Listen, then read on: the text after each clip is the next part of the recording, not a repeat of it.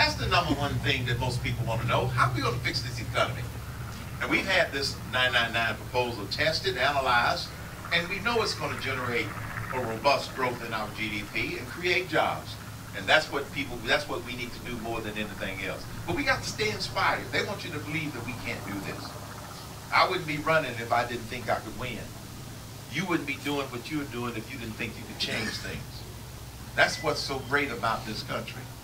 America has a resilience. America has a determination through its people that when it is time to rise to the occasion, the American people rise to that occasion. I have 3 grandkids. The first one was born 12 years ago.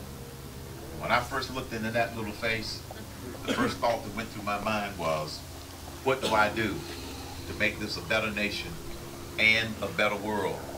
I didn't know the answer then. It wasn't until 12 years later that I knew that the answer was for me to use all of my God-given talents, use what time I have left on this planet, use what little treasure God has blessed me with in achieving my American dream to make a difference in this world. And that's what we are all challenged to do, is to make a difference in whatever way you can best make that difference. This is why I'm running, because it's not about us. It's about the grandchildren. It's not about us. It's about the grandchildren.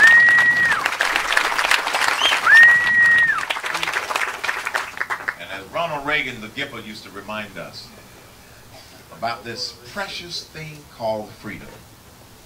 Freedom is never more than one generation away from extinction. Right. You can't pass it on in the bloodstream. It must be fought for and protected.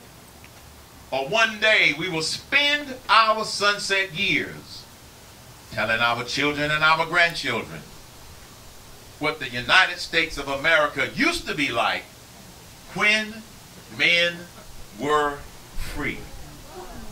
I'm not going to have that conversation with my grandkids, and I don't think you want to have that conversation with your grandkids. That's why I'm asking you to help me to win this nomination and get to the White House so we can take that shining city on the hill that's sitting on the side of the hill and push it back to the top of the hill where the United States of America belongs.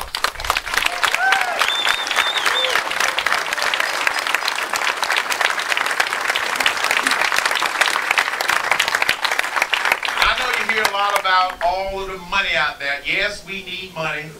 We aren't planning to raise the greatest amount of money. We just need enough money to be competitive. And thanks to many of you, we are remaining competitive. You're not going to see a headline talking about, you know, the Cain campaign raised 25, 30, 40, or $50 million. No, we are running this campaign like a business. We don't have the money, we don't spend it. But thanks to you, we're able to do the things that we need to do. And I remember when this whole season first got started, you all heard President Obama talk about he's going to raise $1 billion. That's code for I'm going to buy a second term because I don't have a record to run on. Well, let me tell you what the American people are saying to me and what the American people are saying to a lot of other people, even though some people don't get it yet. The American people are saying, President Obama, you may be raising $1 billion to get reelected, but the American people are going to raise some cane in order to defeat you. Well, thank you very much.